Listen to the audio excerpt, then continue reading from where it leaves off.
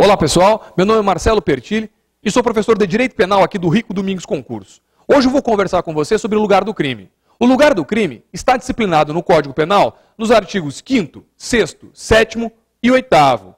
O artigo 5º define que o princípio é o princípio da territorialidade. Ou seja, se um crime acontecer em território nacional, interessa a lei brasileira. Mas cuidado, chama a tua atenção para as hipóteses ressalvadas em convenções, tratados e regras de direito internacional, onde então o próprio Código permite a intraterritorialidade, certo? Ou seja, quando, mesmo tendo ocorrido aqui, uma lei estrangeira tratará do caso concreto.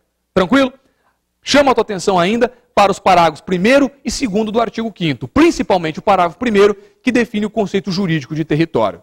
Depois, o artigo 6º. E o artigo 6º traz a teoria da ubiquidade. A teoria da ubiquidade serve para definir quando considera-se praticado o crime em território nacional. E aí diz a lei, considera-se praticado um crime em território nacional quando a conduta ou o resultado, qualquer deles, se deu em território nacional. Certo? Bom, depois o artigo 7º. E o artigo 7º traz as hipóteses de extraterritorialidade. Cuidado, as hipóteses de extraterritorialidade podem ser divididas em incondicionadas, condicionadas e a hipótese supercondicionada ou hipercondicionada. Bom, incondicionadas, porque mesmo tendo acontecido lá fora e havendo a incidência da lei estrangeira, a lei brasileira permite a sua incidência. As hipóteses condicionadas existem porque as hipóteses do inciso 2 sofrem com as condicionantes do parágrafo 2º. E aqui a gente vai ter que utilizar isso para poder memorizar. As hipóteses do inciso 2 sofrem com as condicionantes do parágrafo 2º. A hipótese supercondicionada ou hipercondicionada, que é quando um crime é praticado por estrangeiro contra brasileiro, é assim definida porque o parágrafo 3º diz que tem que ter as hipóteses do parágrafo 2º mais duas hipóteses narradas aqui no parágrafo 3º.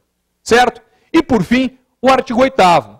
O artigo 8º trata da possibilidade das hipóteses incondicionadas da pena aplicada lá fora servir para descontar a pena aplicada aqui dentro. Ou, se forem penas de espécies diferentes, que a pena lá de fora sirva como um atenuante aqui dentro.